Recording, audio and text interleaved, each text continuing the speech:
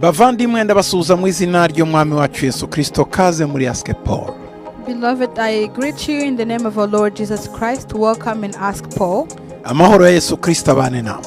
May the peace of Lord Jesus Christ be with you. Reka dusenge hanyuma dukomeze. Let us pray as we start. Turagushima data.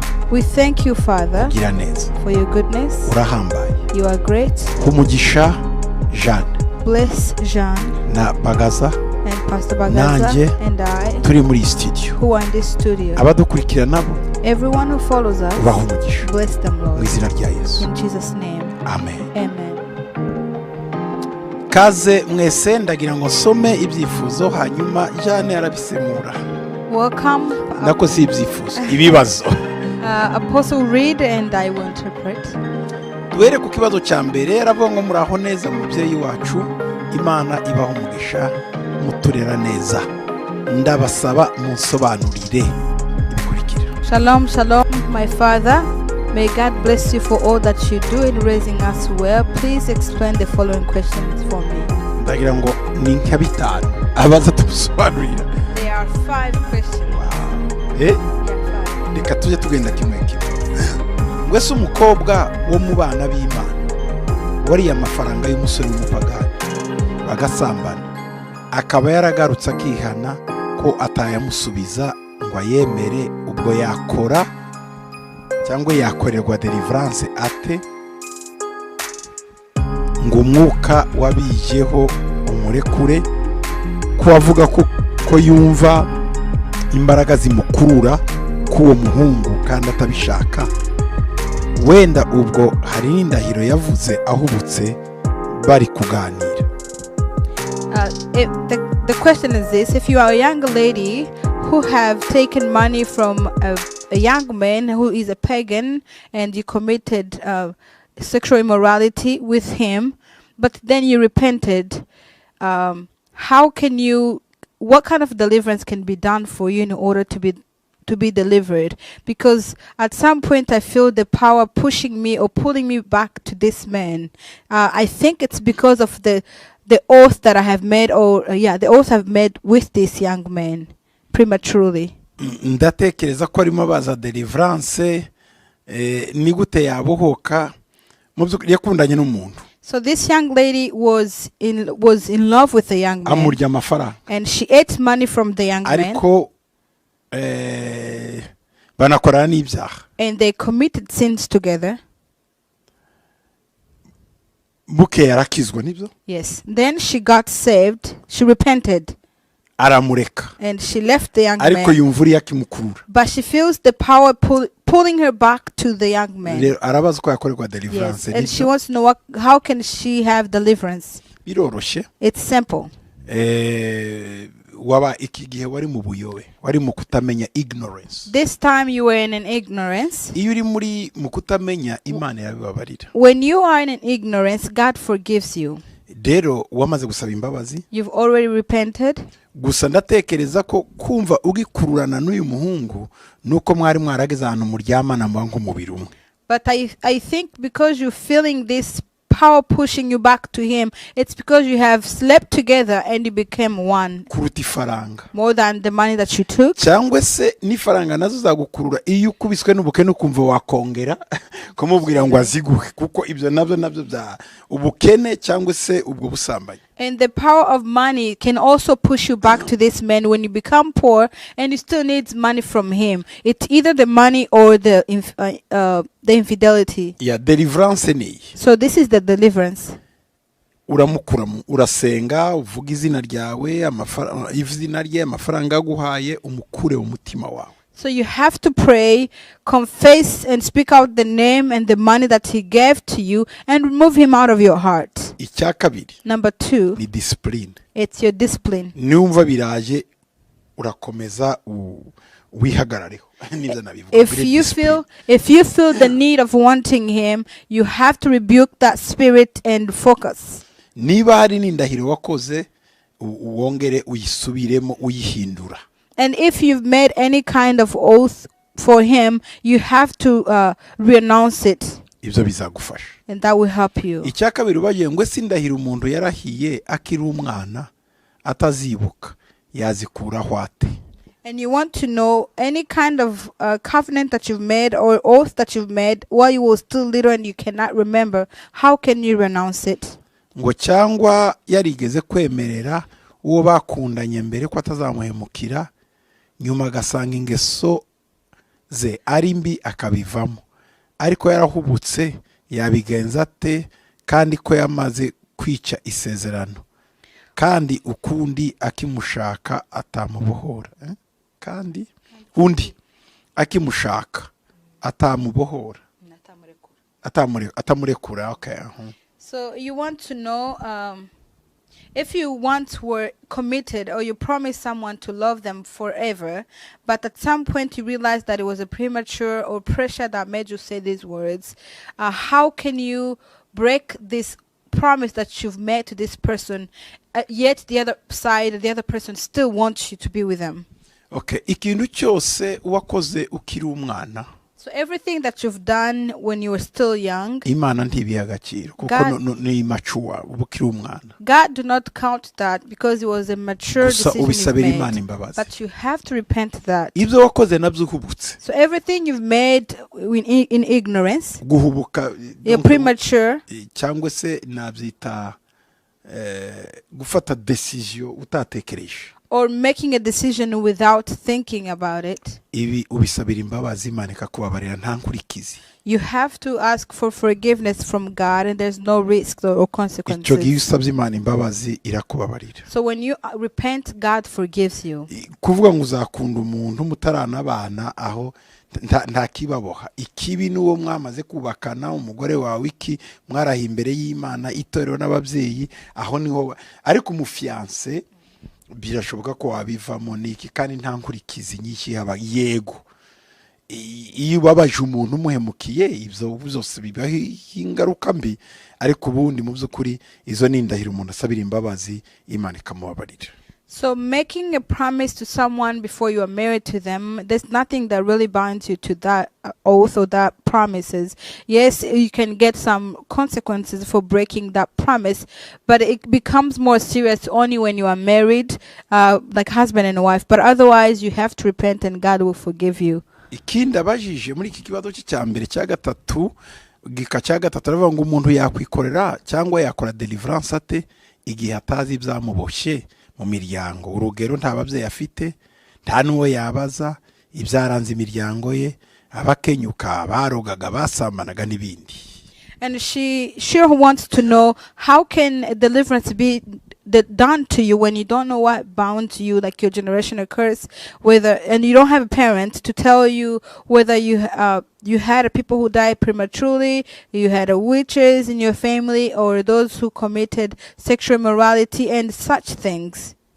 Ijambo rya mbere, number one, imiryango hafi yose yacu y'abanyafrika cyangwa abakurambere, almost all the families, ibi byose barabikora, they've gone through this. Rero iyo ujya gusenga, so and when you're about to pray, wishira mu mwanya wabo ko bari babirimo, you have to stand on the gap and say they have. Ibi byose uvuge nyine gukenyuka, kuroga, gusambana, guterekera, byose ugasa naho rwose ubizi, kuko iyo bitahari ukabisenya ntacyo bitwaye, ariko iyo bihari nyine urabisenya nta kibazo, wowe urabyimagina byose ukabisengera iyo udafite uwo information. So if you are not informed of the history of your family, still you have to stand up and pray, breaking this cursed generational curse of everything that you've mentioned, even though nothing like this was bound them before.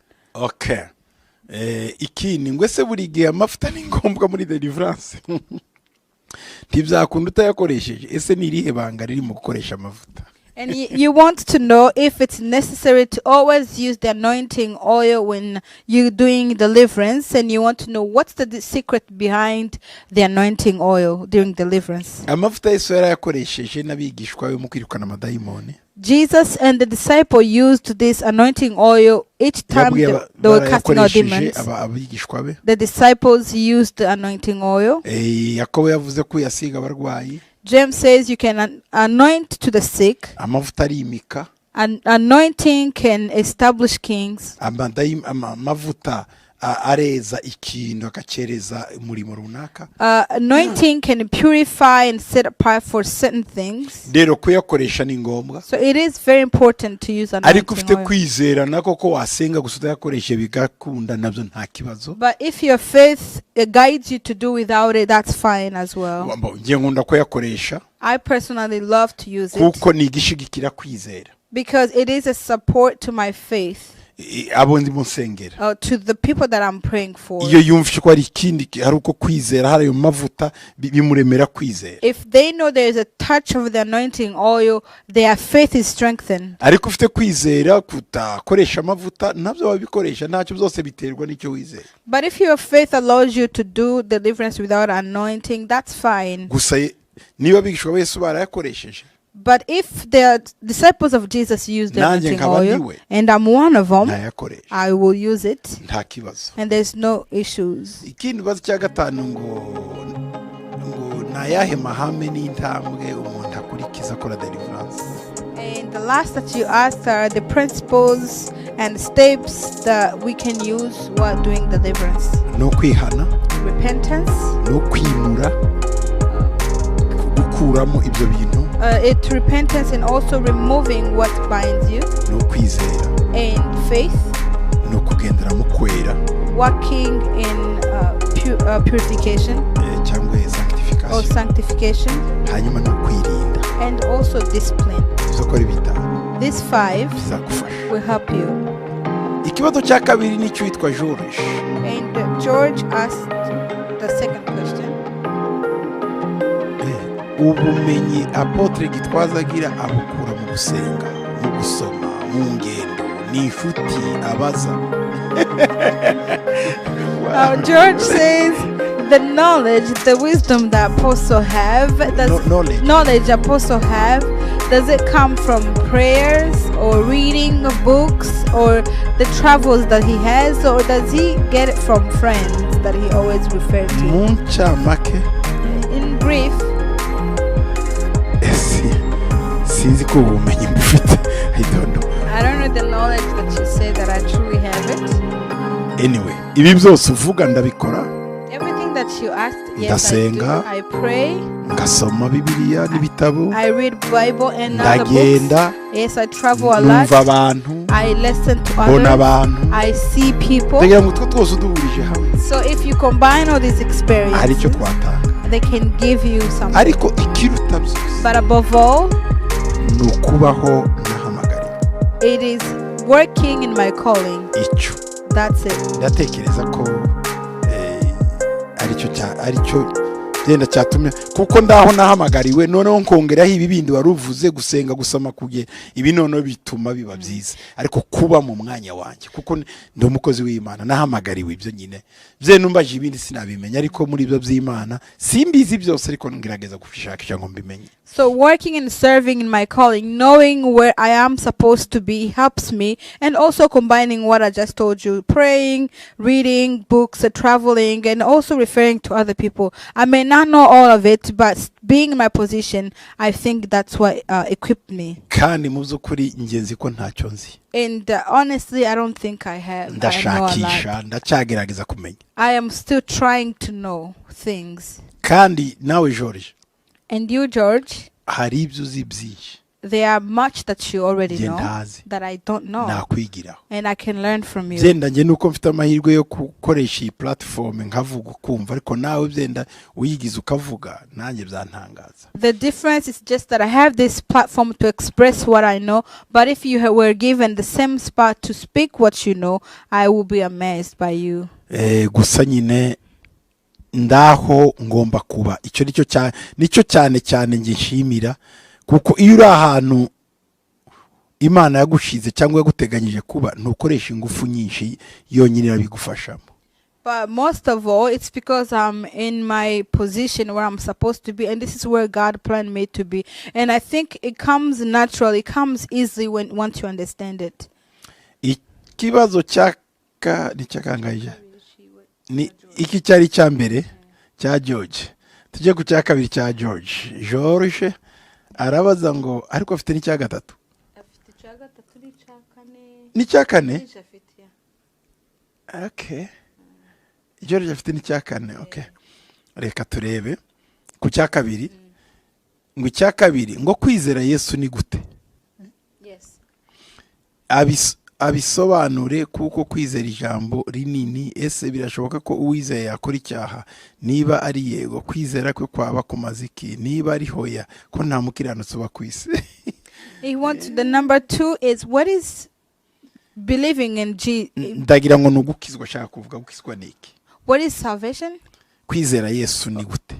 Oh, believing in Jesus, what is it? How is it possible? Can a believer commit a sin? Is a sin? If you commit a sin but you're already a believer, what's the meaning? What's the purpose of being a believer yet you commit a sin? If not, what is? Who is a righteous person? Number 3. Okay, reka tubanze dusubize iki giki. Aha, George afite confusion gato. I think here George is a little bit confused. Gukizwa What is niko kwizera salvation? Yesu. Being saved, it's equal to believing in No Jesus. kwakira Yesu umutima wawe. It's receiving and having Jesus in your heart Bikakugira umwana w'Imana. and makes you a child of God. Kuba rero ukijijwe, So if you are born again, ntibituma utagwa mu byaha. it doesn't mean you are not in sin. Ntibikubuza It does- kunyerera ukagwa mu byaha. It doesn't prevent you from backsliding, Bitubuza but it hinders us or stops. kuryama mu byaha. But we cannot sleep and dwell in sin. Uranyerera, You can slide, ariko nturambara. but you don't fall flat. Reka mbivuge. Meaning this, Umuntu wakiriye Yesu a person with yakoze Jesus, icyaha when they commit a sin, kikamugwiririra, and by accident arakihana. you repent from that Cyangwa se sin. niyo ageze ahantu bimunanira akisanga yagikoze, And if you find yourself back in sin, uragaruka ukicuza. you come back and you repent. Sorry. Ariko umupagani utakiriye Yesu we yibera mu byaha kandi ntaremoragira. But a pagan who have not Jesus, they will go to commit sin and they don't have any regret or remorse. Turi abanyabyaha de nature. So naturally we are sinners. Reka nkwereke. For Mu example, gitabo cya mbere cya Yohana, in the first book of John, Yohana wa mbere, igice cya mbere chapter 1, ku murongo wa 8. John 1, chapter 1, 8. Yeah. Wumve, If we say that havuga gutaho the Bible says, if we say that we have not sinned, ngo nimuvuga ko yuko ari nta cyaha dufite, we deceive ourselves, tuba twishutse, and the truth is not in us. kandi ukuri kuba kutari muri twe. 9. If we confess our sins, Ariko nitwatura ibyaha byacu, he is faithful niyo kwizerwa and just to forgive us kandi irakiranuka kutubabarira ibyaha byacu and cleanse us from all. no kutwezaho gukiranirwa kose. 10. If we say that we have not sinned, Nituvuga yuko ari nta cyaha twakoze, we make him a liar. tuba twiyise ibinyabinyoma, We make him a liar, tuba tuyise umunyabinyoma, and his word is not in us. kandi n'ijambo ryayo ntiriba riri muri twe. Urumva ko rero uwakijijwe cyangwa ufite Yesu akora ibyaha na kamere gusa umubiri twambaye no w'ibyaha. So now you understand that even if you've been saved or born again, you can still commit sin. Yes, you can still commit sin, and the Bible talks about it. Donc wakora ibyaha You can commit a sin, ariko usaba imbabazi ngo niyo kwizerwa irakubabarira. but we confess to him because he's faithful and just to forgive us. Yeah. Ikindi yarabajije cya gatatu, ngo ese gushingura umuntu unywa inzoga ariko yemera Kristo ni icyaha, cyangwa niba ari icyaha se yireze ku munota wa nyuma ku mutima we n'Imana uwanze kumushingura ntaba muhemukiye. Number 3, you want to know if someone drinks alcohol, but they still believes and trust in they believe Jesus, is it a sin? If this person happens to die, but at the last minute they repented their sins with God in their hearts. Burial. Okay, but a pastor refused to do the burial for him. Isn't that wrong from the pastor? Christian, A Christian ceremony gikristo gushingura umuntu Kristo. nibyo arimo avuga. Okay, umuntu anywa inzoga ariko ku munsi wa nyuma akihana. No. wese bamuhambaga Kristo cyangwa bamuhambaga Kristo rero nicyo ashaka. Yes. So he wants to know if this person drinks alcohol but he dies. So it's between him and God if he repented or not. But a pastor refused to host this Christian burial or ceremonial. He wants to know if pastor wouldn't be wrong in this case. Reka ngwese gushingura umuntu nubwo wenda atazwi ko ari umukristo. Ni inshingano zacu kumenya ushingurwa neza n'udakorerwa umuhango n'umushumba. So he wants to know, is it our job to know who to host a Christian burial celebration or not? So he just wants to know if a pastor needs to do this or not. Ndagira ngo George uravanga ibintu cyane, reka ngusobanurire. So George, I will try to explain because it looks like there's a confusion. There is a believer. Hari umupagani. There is a pagan. Hakaba n'umukristo ubarizwa mu rusengero. And there is a Christian who is always in the church. Hakaba n'umukristo wundi utagira urusengero, ari nk'abo bakizwa ku munota wa nyuma cyangwa se akibera batagira urusengero ariko yaje gupfa bagashaka kwaca mu rusengero. Ibyo ubyumve. And they are a Christian who live there without having a church or home church where they can be located at. But what the last minute when he's dying, the family will always try to find a church to host that ceremony. Rero hari ubukristo. So there is a Christianity buzwi n'Imana. That only God can know your hari life. n'ubundi buzwi n'abantu hanze n'Imana. And there are those also who are known by people and also God. Ubundi umuntu ushingurwa n'inde gikristo. Normally who have this Christian celebration of life.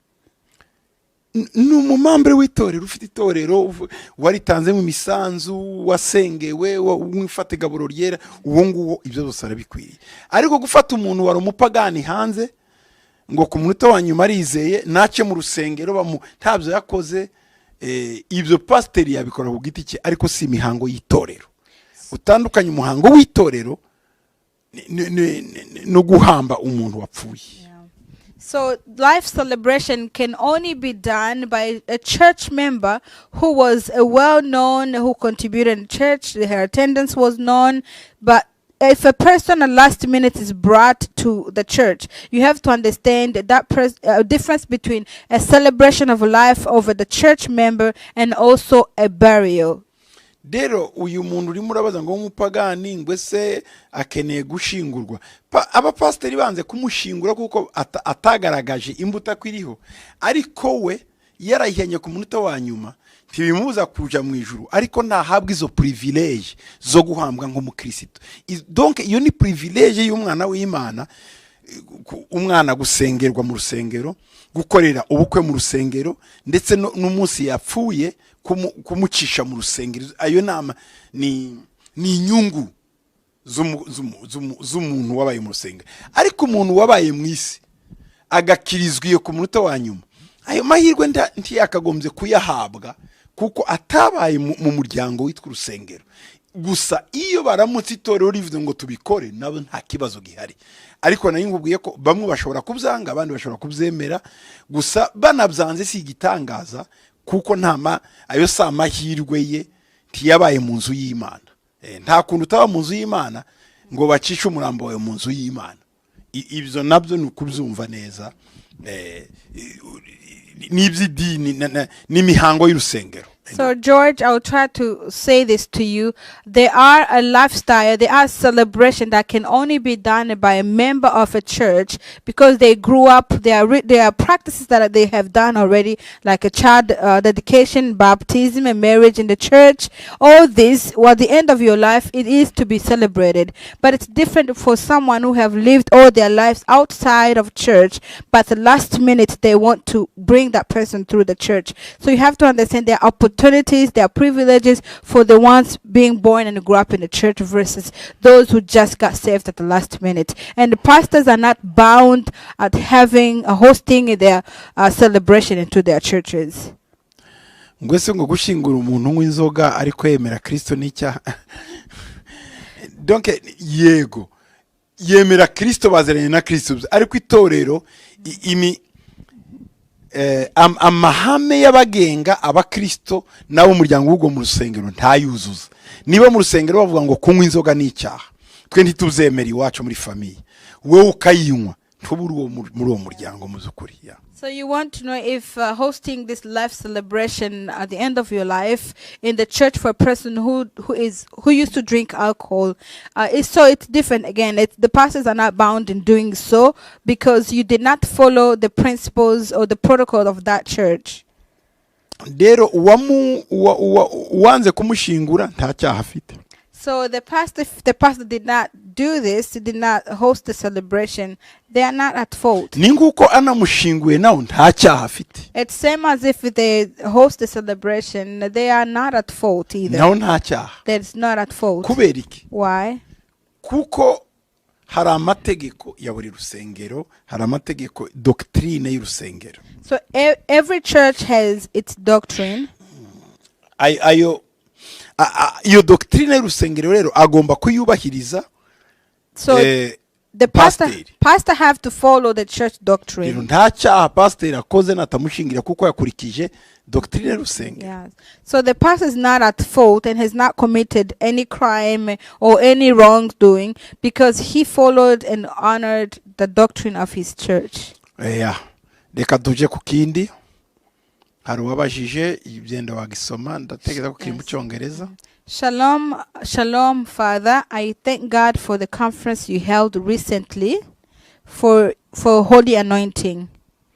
Ngo shalom apotre ndashimira iyi conference cyangwa se igiterane mwakoze ubushize ubwo aravuga bya biterane twakoze Kigali muri revival. I have a question regarding meditation and manifestation. How can we advise and help our brethren who believe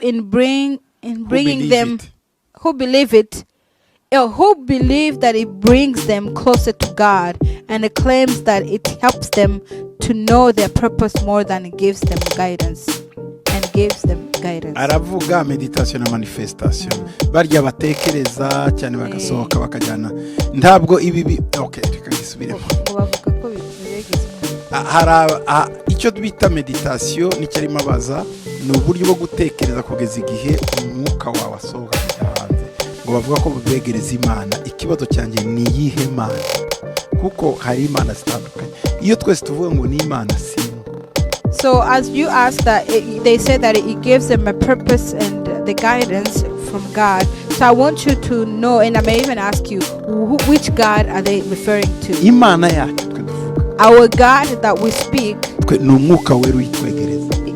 The Holy Spirit brings us closer to Him. Ntabwo ari twebwe tubikora. We do not do it ourselves. And also, Imana dusenga. God that we pray, si twe tuyishaka. We do not. We cannot reach Him. Niyo idusanga. But He comes and lives with us. Naho ibibindi. But everything else bikubwira ngo urashaka Imana kugeza uyigezeho. That you are going to see God until you get to Him. Ntabwo ari byo. It's not true. Nindi myuka. These are other wisanga wageze ku yindi Mana. Yes, you will find yourself on the other level, other gods. Yari yo Satan. And that's Satan. Yitwa Imana y'isi. It's the rule of this world. Abo bantu bari mu buyobe. So they have been led astray. Kandi Imana ibababarire. And may God forgive them. Izabiyereke. May God reveal Himself to them. Nubwo bagwa ku Mana itariyo. Although they are finding a wrong God, but they're still seeking for God. Okay. Or searching for God. Reka tuje ku kindi. Shalom shalom papa Apostle, tunezezwa n'iby'Imana bakoresha. Mfite ikibazo kimwe ariko kirimo bitatu. Ibizo ni byinshi cyane, bitatu bitanu bitandatu. Okay. Shalom, shalom, Father Apostle. We are very blessed by what God is using you. So I have a question, but it has a 3 sub questions. Icyambere ngo niki cyateye Yuda kwiyahura uriya w'intumwa kandi yari umwigishwa wa Yesu. He wants to know what caused Judah, the disciples, to commit suicide. Ndabona yanditse Yesu n'akanyuguti gato, reka tubihindure Yesu n'inyuguti nini. Okay. Icyaka biravuga ngo igihe yamaze gupfa ntawamusimbuye. And he wants to know, did anybody replace him after he died? Icyagatatu, nimba ahari yitwa nde? And if there was a replacement for him, what's the name of the replacement? Ndagira ngo ibiko ari bibiri turaza kubihuriza hamwe. So the last 2 we will combine them. Ijambo rya mbere, Question 1. ndagira ngo ndigusubize muri Matayo. I will answer you in the scripture book of Matthew. Cyaravuze ngo cyatumye Yuda yiyahura niki? You wanted to know why Judah committed suicide. Okay. Matayo 27:3-4. Matthew 27:3 and 4. Uziko Yuda ari wagambaniye Yesu byari byose. You know Judah is the one who betrayed Jesus, right? Ku murongo wa 3 baravuga Matayo 27 ngo maze Yuda wamugambaniye abonye ku rubanza rutsinze Yesu aricuza.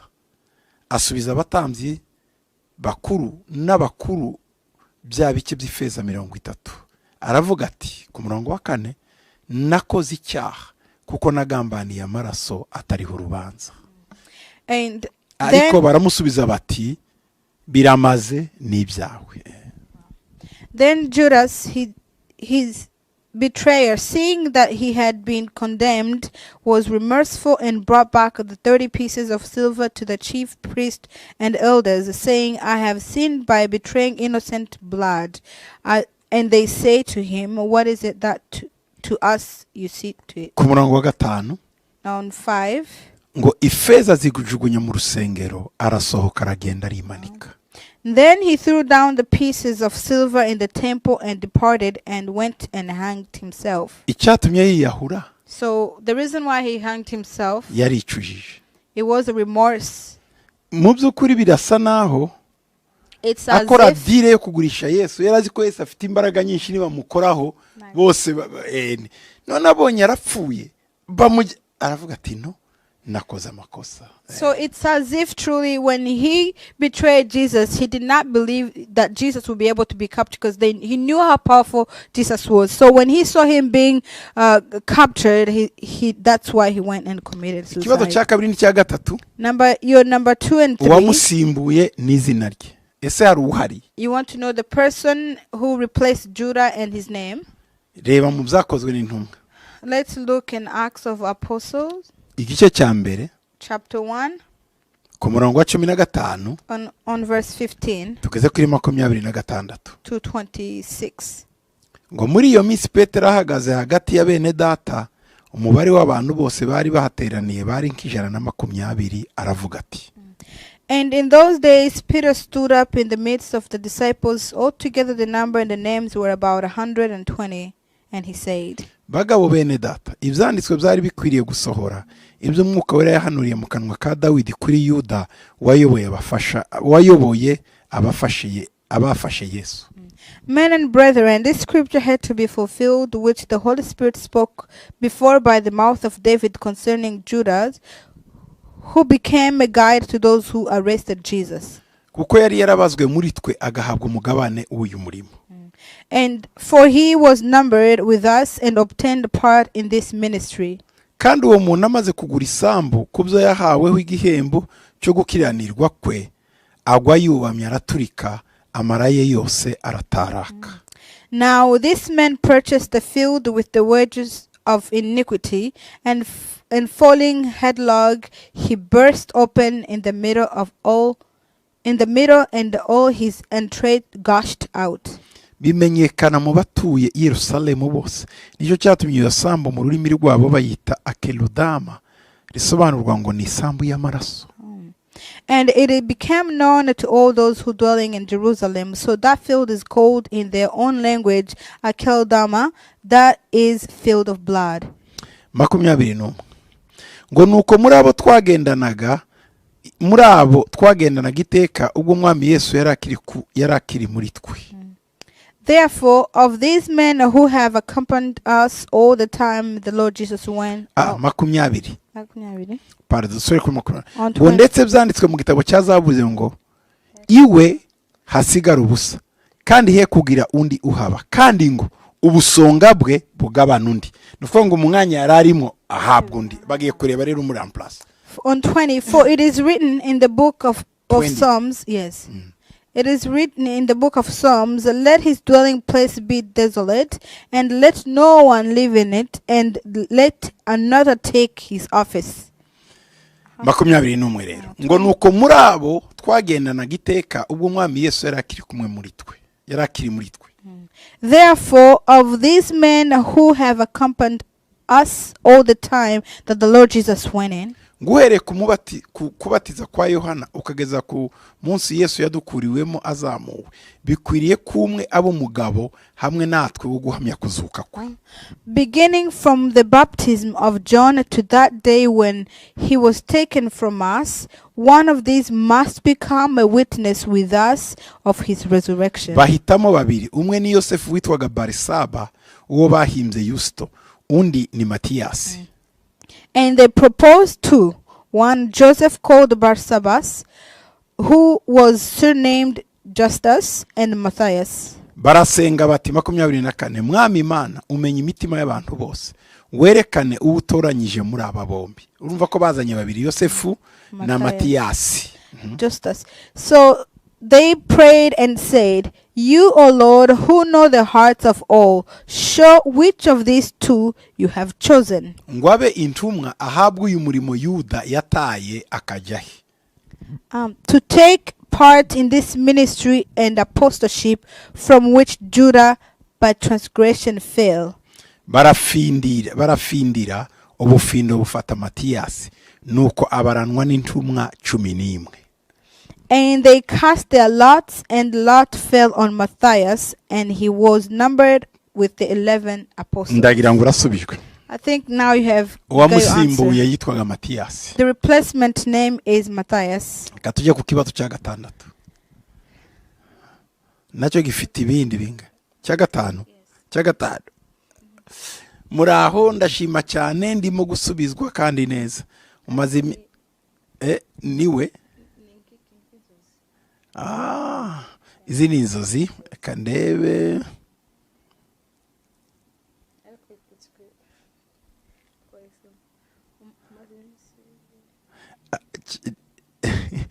umaze imisi reka tuyisome dacu muraho ndashima cyane ndimo gusubizwa kandi neza umaze imisi wigisha ibintu byiza cyane nkarota neza cyane ariko narose nkubita abagabo babiri n'abagore babiri banyamburaga isakoshi narabakubise mbyuka narushe mbambura isakoshi yanjye bukeye umukozi ukora muri banke arampamagara asinyisha amafaranga bari baranyimye donc uyinishimwe. Okay, this is a press report. Did not mention the name. He said, I thank God for the teachings that you've been teaching us, the sermon actually.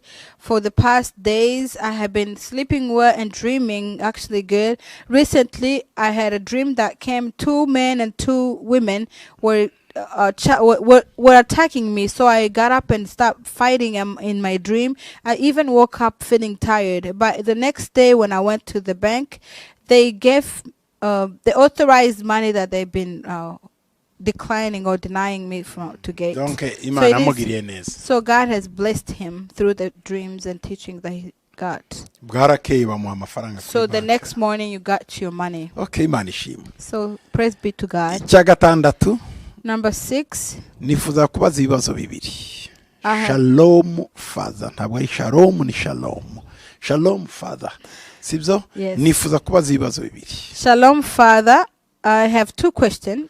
Uramutse wihaye iminsi runaka usenga unigiriza ubusa usengera icyifuzo urugero gusenga iminsi 3 ku munsi wa mbere uhise usubizwa ese urakomeza ugasenga iyo minsi wari wihaye cyangwa uhita uhagarikiraho. So he wants to know if you have a prayer request that you've been praying for, and you committed to fast for 3 days, but on day 1 God hears your prayer and answers you. Are you supposed to commit to the remaining days and keep on praying, or can you just stop there? Kambaze jana wewe wabigeze uteje ufite iminsi 3 yo gusenga ku munsi wa mbere usubishwe wabivamo? Papa se iyo amasengesho ari icyifuzo atari gushima nasenga nasubizwa ngashima. Ukomeza indi minsi 2 ushima? Oya ntabwo nakomeza iminsi 2 uhita ubivamo? namba nasubishwe mana okay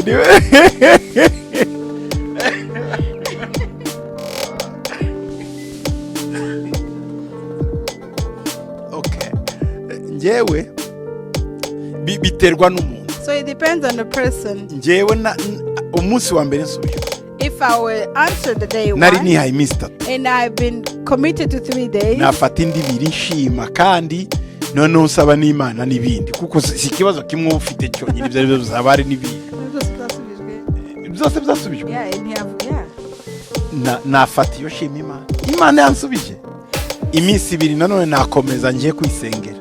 So if none bwa busabane bwanjye n'Imana bugakomeza nubwo wewe wabivamo ariko okay nawe bivuyemo nta kibazo ariko hari undi washaka gukomeza aha biterwa n'umuntu ariko nge nakwadvisinga kwikomereza ya minsi yawe 3 unashima Imana noneho. So it depends, but if I were you, I would continue the remaining 2 days and praising God, and also just keep up on praying for the fellowship between me and God. Okay, reka ikindi cya kabiri. Yes. Hashize imyaka 2 nkorera ikigo ndi gukorera uyu munsi. Shima Imana ko ari umugisha ukomeye. It has been 2 years that I've been working for this organization, and glory be to God. It's a great blessing. Ntangira gukora nihaye imyaka 2 ngomba kumaramo nyuma ngahindura mu buryo bwa career growth cyangwa se gutera imbere mu kazi agahindura ko kazi donc. So when I start working for this organization, I decided after 2 years of being employed there, I would change for career growth purpose. Mazi minsi nakira job offers cyangwa se abamusaba bamuhakazi batandukanye gusa kubera ko ari kompanyi size zitari mu nzozi ari company size atari ibigo bitari mu nzozi zanjye nkomeza ninangira guhita mpindura akazi kugeza igihe nzabonera kompanyi nkorera zinzozi zanjye. So I have been given a lot of job offers. They're all different with different companies, but none of these companies in my dream. So I've been refusing until I get a dream company. Ikibazo nari mfite niki? My question is this. Ese nibyo gukomeza gutegereza nkanga izindi offers cyangwa nkanga abandi bamakazi cyangwa ibindi bigo nabyo bishobora kumbera ibiraro bridge byaho nifuza kugera murakoze. So he wants to know, is it okay or am I doing wrong that I'm refusing offers from these other companies until I get my dream job? Or can I take these offers as a bridge that is going to lead me to my dream job? Niba numvise nje. If I hear you well, yari yihaye imyaka 2. You have given yourself 2 years. None imyaka 2 yarashize. Now these 2 years are over. Akandi kazi karaje. But other offers are on your table. But they are not as you want. Nje ndiwe nabanza kureba aka kazi kandi barimo bamba karampemba neza kuruta ko narimo. So if I were you, I would compare the salaries that I have now and the ones being offered to me. Icya kabiri. Number 2. Aka kazi ngiye karanyongerera ubundi bumenyi butuma ubwo nari mfite nubundi ngiye kwiyongera byamzarira kandi kazi kanini ko hejuru karuta. And also you have to compare, is this job and the one that I have, combining them, giving me another opportunity to grow to another level. Kurugero. For instance, niba uyu munsi wakoraga muri for example muri uri chef de personnel ahantu ukora mu bakozi. Let's say today you were like a supervisor. Noneho ubonye kandi kazi mu kindi kigo ariko ka logistique na procurement byenda ku logistique. and you have a job offer from a different company but a different department like logistics, urumva ko kandi noneho gafite umushahara mwiza uruta waka, but they pay you more than what you're getting paid now. ndatekereza ko umuntu agiye muri aka kazi wagiriramo ubwenge bubiri, ubwenge bwo kumenya kujera abantu n'ubwenge bwo kumenya kujera ibintu. CV yawe y'ubutaha noneho yabiri hejuru cyane kuko wakoze mu bintu ukora no mu bantu, ndagira ngo ni I think in this case you have a great opportunity because you have experience working with people and working for people, with working, supervising and managing people and managing logistics. So when you do your CV or your resume, it will be much impressive because you have a great background and great experience. Mbere yo kujya muri ibyo bigo banza urebe offer baguha, amafaranga baguhemba, ibirimo, ibyo uzigamo, ibyo uzakuramo, ubone kudesida. So before you take the other offer, make sure you understand what your gains are, what your losses, or what are you going to be doing, and then decide. Hari nubwo udashobora guhembwa n'amafaranga arutayo wahembwaga, ariko kaba akazi gatuma umenya ibindi indi domain ujyamo, ibyo nabyo byaba akarusho. You may not get paid as much as you are getting paid today, but the knowledge that you attain in that new position, it will be much beneficial to you. Imana ibaho umugisha. So may God bless you. Mwese mwabaje kunkurikira. Everybody who followed me. Amahoro Yesu abane nawe. May the peace of Jesus be with you. Bye.